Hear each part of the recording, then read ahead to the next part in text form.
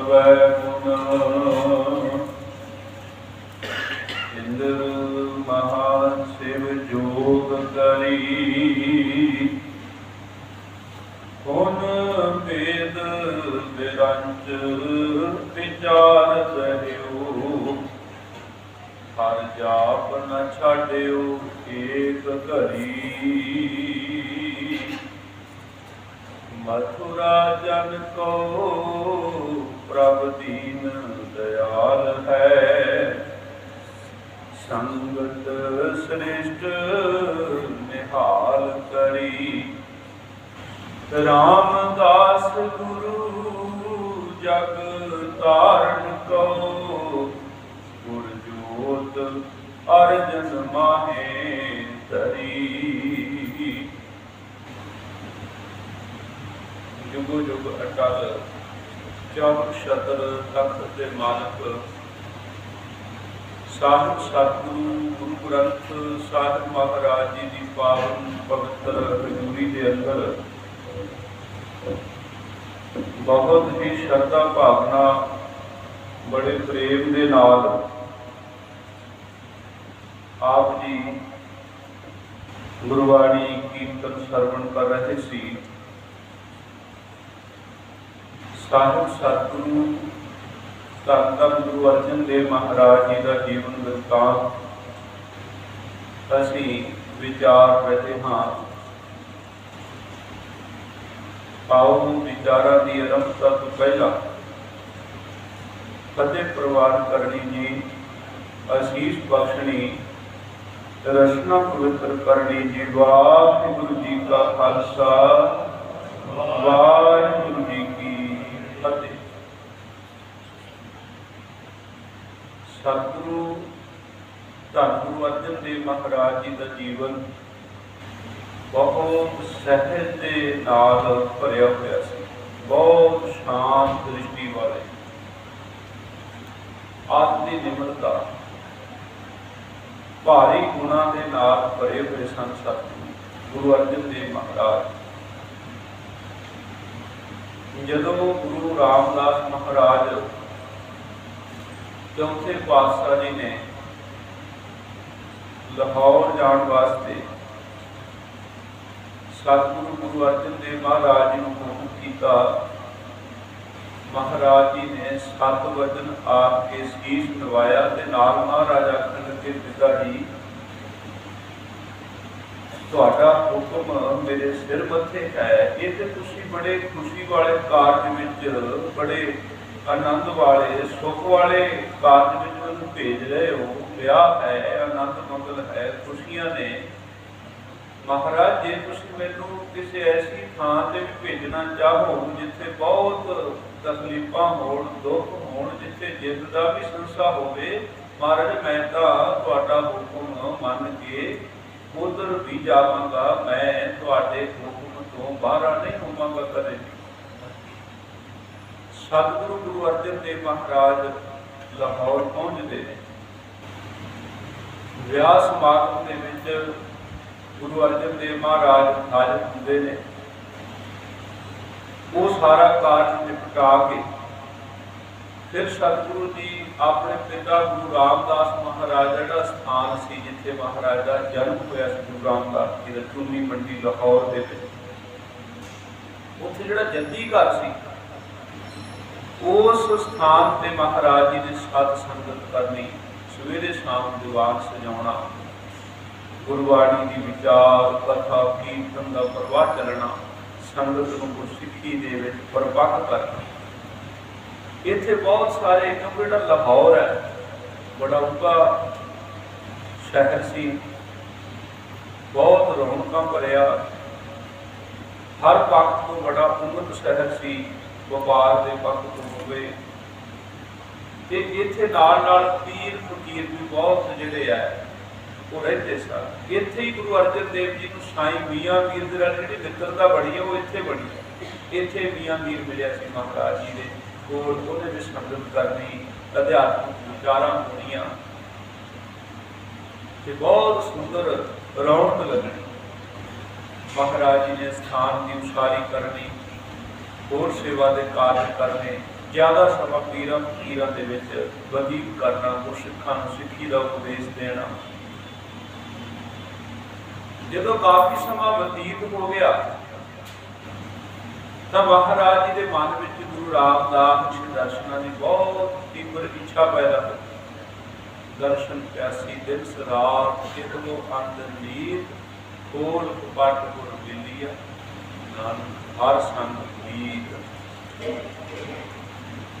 ते महाराज जी ने अपने मन की बेहबलता कुछ दिन अपने अंदर ही सहारिया।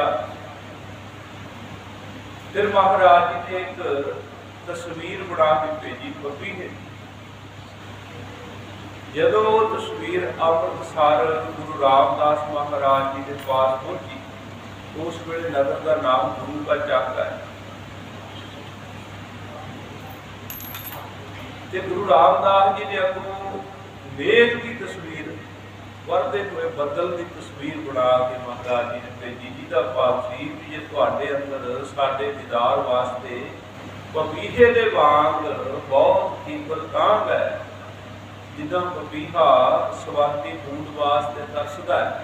जे तुहाडा मन भी इस तरह साडे दीदार वास्ते लोचदा है ते महाराज ने कहा भी हुण बदल भी वरन वाला, उहदे विच स्वाति बूंद भी तुहानूं प्राप्त होण ही वाली है। बहुत तुहाडे ते बख्शिशां रहमतां होण वालियां ने। ते जिक्र आउंदा भी महाराज जी ने उत्थों चिट्ठियां भी भेजी, पहली चिट्ठी भेजी, दूजी चिट्ठी भेजी। पिरथी चंद ने वो गुरु रामदास जी के पास पहुंचनी नहीं। जो तीजी चिट्ठी आई उहदे ते अंक 3 लिखिया होया सी। महाराज ने ते भाई पहलियां 2 लिखे। पिरथी चंद ने पूछया, पिरथी चंद कहने लगा भी मेरे को कोई चिट्ठी नहीं है, मैं उस छोटे जे कागज की गुड्डी बना के आसमान के विच चढ़ लैनी सी। मेरे वो दो छोटा जा कागज मेरे किस का, मैं की करना सी। इस तरह बहुत सारिया गल्लां की। पर जदों एक सिख नूं भेज के पिरथी चंद के घरे पता किया तो दोवें चिट्ठियां निकल आईयां। पिरथी चंद इस तरह कई बारी महाराज के नाल जिहड़ा झगड़ा आप करता रहा। वो अपने आप के उत्ते, अपनी सियाणप के उत्ते, अपनी चलाकी के उत्ते मान करता रहा, या अपने धन के उत्ते, अपनी जिहड़ी उहदा असल सूझ सी, कई बार उहदियां भी गल्लां करता रहता सी। फिर सतगुरु महाराज धन गुरु रामदास महाराज जी ने ना बाबा बुढ़ा साहब जी को कहा भी तुसीं 5 गुरसिख नाल लै जाओ ते अर्जन देव जी को लैके आओ। लाहौरों लिया बाबा बुढ़ा साहब जी ने बहुत आदर के नाल। जदों सतगुरु महाराज गुरु अर्जन देव जी लाहौर तो अमृतसर आए, गुरु रामदास जी को मिले, सारे परिवार को मिले। संगत बहुत स्नेह कर रहे थे महाराज जी। गुरु अर्जन देव जी का सुभाव भी इन्ना मिलापड़ा सी, इन्ना चंगा सुभाव सी, संगत नाल इन्ना स्नेह। जिथे वो गुरु जी के दर्शनां नूं तरसे हुए सी ते संगत भी बहुत उतावली सी गुरु अर्जन देव महाराज नूं मिलण वास्ते। ते बहुत खुशी आनंद मंगल। फिर गुरु रामदास महाराज जी ने गुरु अर्जन देव जी को कहा भी आपां गोइंदवाल साहब जाना,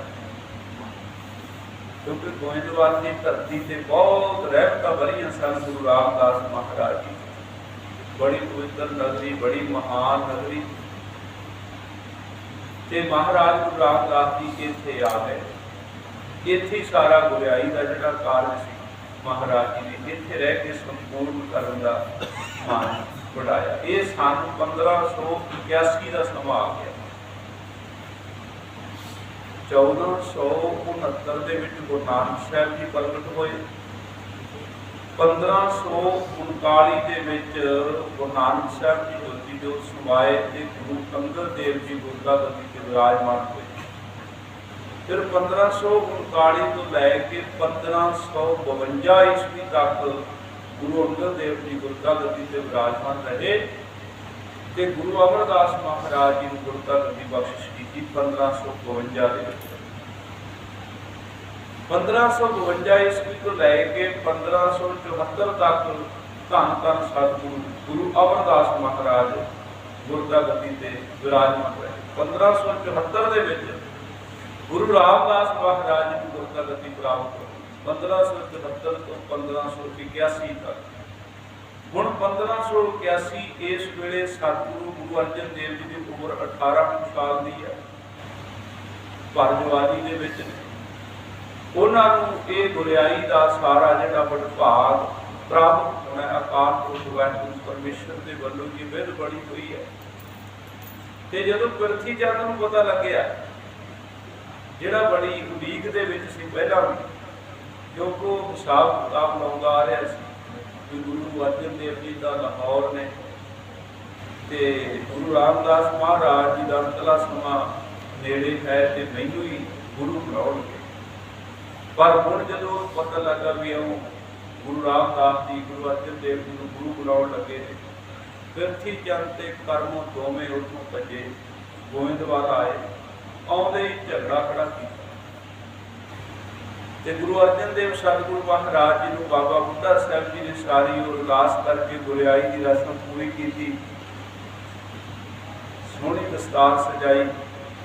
ਤਾਂ ਉਹਨੇ ਝਗੜਾ ਪਾਇਆ ਪ੍ਰਿਥੀ ਚੰਦ ਨੇ, ਤਾਂ ਗੁਰੂ ਅਰਜਨ ਦੇਵ ਮਹਾਰਾਜ ਜੀ ਨੇ ਆਪ ਹੀ ਕਹਿ ਦਿੱਤਾ ਬਾਬਾ ਬੁੱਢਾ ਸਾਹਿਬ ਜੀ ਨੂੰ ਕਿ ਕੋਈ ਗੱਲ ਨਹੀਂ, ਇਹ ਦਸਤਾਰ ਜਿਹੜੀ ਹੈ ਇਹ ਵੱਡੇ ਭਰਾਤਾ ਪ੍ਰਿਥੀ ਚੰਦ ਜੀ ਨੂੰ ਸਜਾ ਦਿਓ। ਉਹਨਾਂ ਨੂੰ ਵੀ ਸਜਾਇਆ। ਫਿਰ ਬਾਬਾ ਬੁੱਢਾ ਸਾਹਿਬ ਭਾਈ ਗੁਰਦਾਸ ਜੀ ਤੇ ਉਹਨਾਂ ਨੇ ਕਿਹਾ ਵੀ ਇਹ ਜਿਹੜੀ ਹੈ ਜ਼ਿੰਮੇਵਾਰੀ ਦੀ ਦਸਤਾਰ ਹੈ, ਜਿਵੇਂ ਇੱਕ ਰੀਤ ਚੱਲਦੀ ਹੈ ਵੀ ਪਿਤਾ ਜੀ ਚੜ੍ਹਾਈ ਕਰ ਗਏ, ਅੱਗੋਂ ਜ਼ਿੰਮੇਵਾਰੀ ਹੁਣ ਕਹਿੰਦੇ ਪ੍ਰਿਥੀ ਚੰਦ ਜੀ ਤੇ ਆ ਗਈ। ਤੇ ਗੁਰਿਆਈ ਦੀ ਜਿਹੜੀ ਦਸਤਾਰ ਹੈ ਉਹ ਗੁਰੂ ਅਰਜਨ ਸਾਹਿਬ ਮਹਾਰਾਜ, ਪਰ ਪ੍ਰਿਥੀ ਚੰਦ ਕਿੱਥੇ ਸ਼ਾਂਤ ਹੋਣ ਵਾਲਾ ਸੀ, ਉਹਨੇ ਆਪ ਹੀ ਅੱਗੇ ਵੱਧ ਕੇ ਧੱਗੇ ਦੇ ਨਾਲ ਮਹਾਰਾਜ ਦੇ ਸੀਸ ਤੋਂ ਦਸਤਾਰ ਆਪਣੇ ਸੀਸ ਤੇ ਸਜਾ ਦਿੱਤੀ। ਮਹਾਰਾਜ ਫਿਰ ਵੀ ਸ਼ਾਂਤ ਰਹੇ। ਗੁਰੂ ਅਰਜਨ ਦੇਵ ਸਤਿਗੁਰੂ ਸ਼ਾਂਤ, ਉਹਨਾਂ ਨੇ ਕੋਈ ਕਿਸੇ ਤਰ੍ਹਾਂ ਦਾ ਐਸਾ ਵਜਨ ਨਹੀਂ ਕੀਤਾ। ਤੇ ਫਿਰ ਸਾਰਿਆਂ ਨੇ ਸਮਝਾਇਆ ਬੁਝਾਇਆ। ਗੁਰੂ ਰਾਮਦਾਸ ਮਹਾਰਾਜ ਜੀ ਨੇ ਮੈਨੂੰ ਸਿੱਖਿਆ ਦਿੱਤੀ, ਕਾਹੇ ਕੂਦ ਝਗੜ ਦਮੋ ਸਾਨੂੰ ਬਾਪ ਜਿਨ ਕੇ ਜਣੇ ਮਦੀਰ ਚੋਂ ਹੋ ਤਿਨ ਸੋ ਝਗੜ ਪਾਪ। ਤੇ ਪਹਿਲਾਂ ਤਾਂ ਉਹ ਕਾਫੀ ਗੱਲਾਂ ਕਰਦਾ ਰਿਹਾ। ਕਹਿਣ ਲੱਗਾ ਗੁਰੂ ਰਾਮਦਾਸ ਜੀ ਨੂੰ, ਤੁਹਾਨੂੰ ਵੀ ਮੈਂ ਗੁਰੂ ਅਰਜਨ ਦੇਵ ਨੂੰ ਮੈਂ ਸਜ਼ਾ ਦਿਵਾਵਾਂਗਾ, ਮੇਰੀ ਜਿਹੜੀ ਹੈ ਸਰਕਾਰੀ ਦਰਬਾਰੇ ਨੂੰ ਬਹੁਤ ਪਹੁੰਚ ਹੈ, ਬੜੀਆਂ ਇਸ ਤਰ੍ਹਾਂ ਦੀਆਂ ਗੱਲਾਂ ਕਰੇ। ਫਿਰ ਕਿਉਂਕਿ ਮਹਾਰਾਜ ਸਤਿਗੁਰੂ ਗੁਰੂ ਰਾਮਦਾਸ ਮਹਾਰਾਜ ਤੇ ਉਹ ਛੇਤੀ ਕੁਝ ਦਿਨਾਂ ਦੇ ਵਿੱਚ ਹੀ ਫਿਰ ਜੋਤੀ ਜੋਤ ਸਮਾ ਜਾਂਦੇ। ਪ੍ਰਿਥੀ ਚੰਦ ਉਹ ਇੱਕ ਦੋ ਦਿਨ ਤਾਂ ਸ਼ਾਂਤ ਰਿਹਾ। ਉਹਨੇ ਮੱਥਾ ਵੀ ਟੇਕ ਦਿੱਤਾ ਸੀ ਗੁਰੂ ਅਰਜਨ ਦੇਵ ਜੀ ਨੂੰ। ਬਾਬਾ ਮੋਹਨ ਤੇ ਮੋਹਰੀ ਜੀ ਹੋਰਾਂ ਨੇ ਸਾਰਿਆਂ ਨੇ ਉਹਨੂੰ ਸਮਝਾਇਆ ਬੁਝਾਇਆ ਮਿਲ ਕੇ ਵੀ ਅਸੀਂ ਵੀ ਨਮਸਕਾਰ ਕੀਤੀ ਹੈ ਤੇ ਤੈਨੂੰ ਇਸ ਤਰ੍ਹਾਂ ਨਹੀਂ ਕਰਨਾ ਚਾਹੀਦਾ। ਉਦੋਂ ਦੇਖਾ ਦੇਖੀ, ਪਰ ਮਨ ਦੇ ਵਿੱਚ ਉਹਨੇ ਕਪਟ ਉਸੇ ਤਰ੍ਹਾਂ ਰੱਖਿਆ ਕਿ ਜਦੋਂ ਤੱਕ ਮਨ ਦੇ ਵਿੱਚੋਂ ਕਪਟ ਦੂਰ ਨਾ ਹੋਵੇ ਤੇ ਫਿਰ ਮਹਾਰਾਜ ਕਹਿੰਦੇ ਸੀਸ ਨਿਵਾਇਆ ਕਿਹਾ ਕਿ ਜੋ ਹਿਰਦੇ ਤੋਂ ਸੁੱਤੇ ਜਾ। ਉਸੇ ਤੇ ਕਹਿੰਦੇ ਅਪਰਾਧੀ ਦੂਣਾ ਨਿਵਾ ਜੋ ਹੰਤਾ ਮਿਲਦਾ, ਜੋ ਸ਼ਿਕਾਰੀ ਨੇ ਤਾਂ ਬਹੁਤ ਝੁਕਦਾ। ਗੁਰੂ ਗੋਬਿੰਦ ਸਿੰਘ ਜੀ ਨੇ ਵੀ ਇੱਕ ਜ਼ਿਕਰ ਕੀਤਾ, ਕਹਿੰਦੇ ਸਿਜਦੇ ਕਰੇ ਅਨੇਕ ਤੋਪ ਦੀ ਕਪਟ ਪੇਸ਼। ਤੋਪ ਕੀ ਵੀ ਬੜਾ ਜਿਹੜਾ ਨਾ ਉਹ ਸਿਜਦੇ ਕਰਦਾ, ਨਿਸ਼ਾਨਾ ਲਾਉਣ ਵਾਸਤੇ ਝੁਕਦਾ, ਪਰ ਉਹਦਾ ਝੁਕਣਾ ਮੱਥਾ ਟੇਕਣਾ ਨਹੀਂ ਮੰਨਿਆ ਜਾ ਸਕਦਾ। ਤੇ ਜਦੋਂ ਗੁਰੂ ਰਾਮਦਾਸ ਜੀ ਜੋਤੀ ਜੋਤ ਸਮਾ ਗਏ, ਪ੍ਰਿਥੀ ਚੰਦ ਤੇ ਕਰਮੋਂ ਨੇ ਆਪਣੇ ਅੰਦਰ ਦਾ ਜ਼ਹਿਰ ਬਾਹਰ ਕੱਢਿਆ। ਆਖਣ ਲੱਗੇ ਗੁਰੂ ਅਰਜਨ ਦੇਵ ਜੀ ਨੇ ਨਾ ਜ਼ਹਿਰ ਦੇ ਕੇ ਪਿਤਾ ਜੀ ਨੂੰ ਮਾਰ ਦਿੱਤਾ। ਇਹਦਾ ਦਾ ਦੋਸ਼ ਲਾ ਕੇ ਰੌਲਾ ਪਾਉਣ ਦਾ ਯਤਨ, ਪਰ ਸੰਗਤ ਕੋਲੋਂ ਕੋਈ ਛੁਪਿਆ ਥੋੜੀ, ਸਭ ਜਾਣਦੇ ਸਨ। ਪ੍ਰਿਥੀ ਚੰਦ ਨੂੰ ਵੀ ਜਾਣਦੇ ਸੀ, ਉਹਦੇ ਸੁਭਾਅ ਤੋਂ ਵੀ ਸਾਰੇ ਜਾਣਦੇ ਸਨ।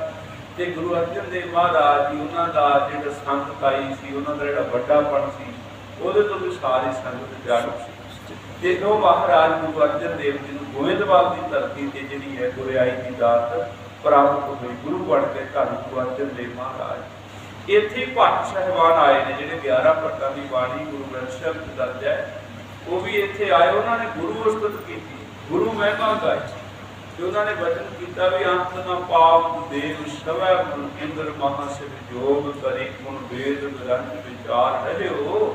हर जाप न छाड्यो एक घड़ी, मथुरा जन को प्रभ दीन दयाल है, संगत श्रेष्ठ निहाल करी। गुरु रामदास जग कारण को, गुर जगत अर्जन माहे। गुरु रामदास महाराज ने जगत के उद्धार वास्ते वो जिहड़ी गुरु जोत सी वो गुरु अर्जन देव महाराज के अंदर विद्यमान कर दी। भट्टा ने सारी संगत की जिहड़ी भावना सी उहनूं भी व्यक्त किया ते अपनी जिहड़ी हालत सी वो भी उन्होंने महाराज जी के प्रति जिहड़ी प्रगट की कि जब लो नहीं भाग लिलार होता है। लिलार कहते हैं मत्थे उहदे बने प्रगट हो, कहते जब लो जदों तक जब लो नहीं भाग लिलार होता है, कहते जदों तक मत्थे के भाग नहीं ना प्रगट होए सन तब तो भ्रमते फिरते बहुत आए। कहते असीं थां थां ते भटकदे फिरदे रहे, कदे किते कदे किते, कदे किसी थां तो शांति लभण गए, कदे किसी थां तो असीं अपने मन को स्कीम करन दी लोचा रखदे फिरदे रहे, पर कितों भी मन को तसल्ली ना होई। कल घोर समुद्र में बूढ़ते कबहू मिट है नहीं रे पछतायो, तत् विचार जह मथुरा जग कारण को अवतार बनायो। जब्यो जिन अर्जन देव गुरु सिर संकट जोर गर्भ नार। गुरु अर्जन देव महाराज जी की उस्तत की करण गगन नवखंड में जोत सब रूपी रहो पार पार मथुरा पच भेद नहीं। गुरु अर्जन प्रत्यक्ष हर, ये गुरु अर्जन देव जी का प्रत्यक्ष हर हन, रब हन गुरु अर्जन देव जी, परमात्मा की साक्षात मूर्त हन। जे किसी ने रब के दर्शन करने ने गुरु अर्जन देव महाराज के दर्शन करो, रब के दर्शन प्राप्त होंगे। सतगुरु गुरु अर्जन देव सच्चे पिता महाराज जिहड़े महान रहमतां के दाते गरीब निवाज इन्ने सन सतगुरु जी, इन्ने दयावान सन सतगुरु जी कि जदों महाराज जी की बरात जाती है ना ब्याह के वास्ते, क्योंकि जिहड़ा मौ पिंड है फलौर के नेड़े ते उत्थे एक कृष्ण चंद जी ते बीबी धनवंती उन्हां दी सुपुत्री है माता गंगा जी, जिन्हां दे नाल गुरु अर्जन देव जी का विआह होना निश्चित होया। जदों ये बरात इत्थे मालड़ी पिंड पहुंची है, मालड़ी साहब, इत्थे एक बाबा मालड़ी जिहड़े मोची सन, जुत्तियां दा काम करदे सी ते सधारण व्यक्ति सन, गरीबी का आलम सी। ते उन्होंने जदों सारी बरात की महिमा देखी, सारे सिख सेवक प्यार वर प्यार, बड़ी वडियाई बड़ी शोभा, ते बाबा मल जी ने जुत्ती देनी चाहिए महाराज को, भेटा करनी चाहिए कि मैं फिर वो मन च आया भी पता नहीं महाराज भी मेरे गरीब थी, क्योंकि उस वे जात पात पूरे ये चीज़ों का बड़ा बोलबाला सी। ते इच्छा प्रगट की भी सतगुरु जी की मेरी भेटा कुर्बान कर लैणगे। उन्होंने दसिया कि सतगुरु जी तो गरीब निवाज ने, गुरु अर्जन देव जी उन्होंने तो जगत गरीब निवाज आखा। ते बाबा महाराज जी ने आके महाराज जी को भेटा अर्पण की। गुरु साहब महाराज सतगुरु जी आखन लगे तुसीं भाई साडे नाल विआह समागम च शामिल होना, बरात जाना तुसीं साडे नाल। तो वो बहुत झिझकिया ते इदां महाराज को समझ गए भी वो अपने ना कपड़ियां वाल वेख रहा सी। ते महाराज सतगुरु जी कहते तुसीं अपने चोले वाल मैले कपड़े वाल की वेखदे हो। महाराज जी ने एक सोहना चोला दिता, कहते आ देखो असीं पहले ही तुहाडे वास्ते लैके आए सी। ते बाबा महाराज जी ने महाराज जी को शीशां भी मंगियां, महाराज मेरे शरीर में दर्द रहती है, पीड़ा निकलती है बहुत। ते गुरु महाराज सतगुरु जी ने उत्थे उन्हां नूं शीशां दित्ती, उन्हां नूं तंदुरुस्ती दी अरोगता की बख्शिश की। महाराज गुरु अर्जन देव सतगुरु उथों फिर सतगुरु जी वो बाबा माल जी नाल लैके मालड़ी साहब तो चल के फिर जो मौ साहब जाते हैं उत्थे गुरु अर्जन देव सतगुरु जी का विआह समागम संपूर्ण होता है। वो असीं वृतांत अगले दीवार में सरवण करांगे।